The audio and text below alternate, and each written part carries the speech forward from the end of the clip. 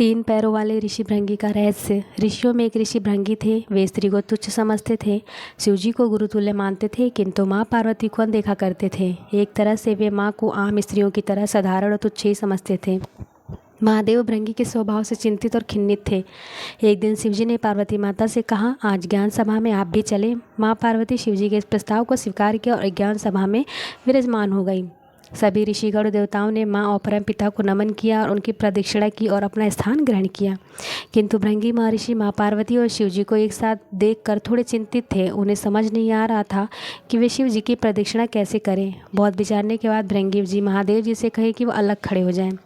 शिवजी जानते थे कि भृंगी के मन में बात है। वो माँ पार्वती को देखने लगे। माता उनके मन की बात पढ़ ली और शिवजी के आधे अंग से जुड़ गई और अर्धनारीश्वर रूप में विराजमान हो गई।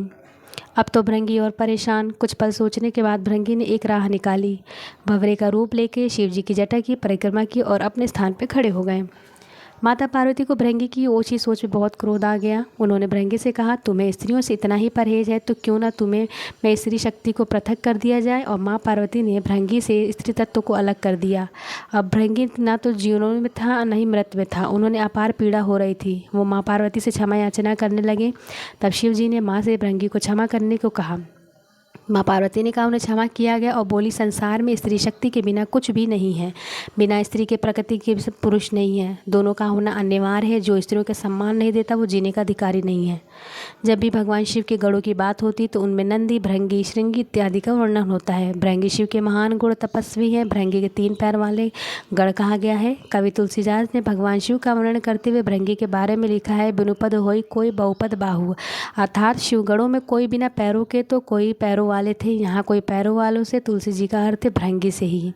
पुराणों में एक महान ऋषि रूप में दर्शाया गया है जिनके 3 पांव हैं। शिव पुराण में भृंगी को शिव गण से पहले एक ऋषि और भगवान शिव के अन्य भक्त के रूप में दर्शाया गया है। भृंगी को पुराण में अपने धुन का पक्का बताया गया है। भगवान शिव से अपनी लगन इतनी अधिक थी कि अपनी उस भक्ति से उन्होंने शिव पार्वती से भी आगे निकलने का प्रयास कर डाला। भृंगी का निवास पहले पृथ्वी पर बताया जाता है। उन्होंने भी नंदी की भांति भगवान शिव की घोर तपस्या की थी। उनकी तपस्या से प्रसन्न होकर महादेव ने उन्हें दर्शन दिए और वर मांगने को कहा। तब भृंगी ने उनसे वर मांगा था कि जो चाहे उन्हें महादेव शांति प्राप्त हो सके। ऐसा सुनकर महादेव ने उसे वरदान दिया कि जो चाहे कैलाश पर आ सकता है। उस वरदान को पाने के बाद भृंगी ने कैलाश को अपना निवास बना लिया और वहीं भगवान शिव के सानिध्य में रहकर अपनी आराधना करने लगा। भृंगी की भक्ति भगवान शिव ने इतनी थी कि उसके समक्ष उन्हें कुछ दिखता ही नहीं था। भृंगी केवल शिव की पूजा किया करते थे और माँ पार्वती की पूजा नहीं करते थे। नंदी और शिवगणों ने उन्हें कई बार समझाया कि केवल शिव जी की पूजा नहीं करनी चाहिए, किंतु उनकी भक्ति में डूबे भृंगी को ये बात समझ में नहीं आई। भृंगी केवल भगवान शिव की परिक्रमा करना चाहते थे, किंतु आधी परिक्रमा करने के बाद वे रुक गए। भृंगी ने माता से अनुरोध किया कि वे कुछ समय के लिए महादेव से अलग हो जाएं ताकि वे अपनी परिक्रमा पूरी कर सकें। अब माता ने हंसते हुए कहा कि ये मेरे पति हैं और मैं किसी भी स्थिति में इनसे अलग नहीं हो सकती हूँ। भृंगी ने उनसे बहुत अनुरोध किया, किंतु माता हटने को तैयार नहीं थी। भृंगी अपने हट पे अड़े थे। महादेव ने तत्काल महादेवी को स्वयं से विलीन कर लिया। उनका ये रूप भी प्रसिद्ध अर्धनारीश्वरी रूप कहलाया, जो देवताओं के लिए दुर्लभ था। उनका ये रूप देखने के लिए देवताओं और देवता स्वयं भगवान ब्रह्मा नारायण वहाँ उपस्थित हो गए। भृंगी ने कीड़े का रूप धर महादेव के सिर पर परिक्रमा करनी चाहिए। तब माता पार्वती ने उन्हें शाप देकर उन्हें भीतर की स्त्री रूप में छिन्न भिन्न कर दिया। दयनीय स्थिति में आने के बाद माता पार्वती से क्षमा याचना की, दोनों की पूजा की और परिक्रमा की। तब महादेव ने अनुरोध पर माता पार्वती अपना श्राप वापस लेने को तैयार हुई, किंतु भृंगी ने माता को ऐसा करने से रोक दिया। भृंगी ने कहा कि हे माता, आप कृपा मुझे ऐसा ही रहने दो ताकि मुझे देख कर पूरे विश्व को ये ज्ञान हो कि शिव और शक्ति एक ही हैं। नारी बिना पुरुष के पूर्ण नहीं हो सकता। उसकी इस बात दोनों बड़े प्रसन्न हुए। महादेव ने उसे वरदान दिया कि वह सदैव उनके साथ ही रहेगा। साथ ही भगवान शिव ने कहा कि चूंकि भृंगी उनकी आधी परिक्रमा ही कर पाया है, इसलिए आज से उनकी आधी परिक्रमा का ही विधान होगा।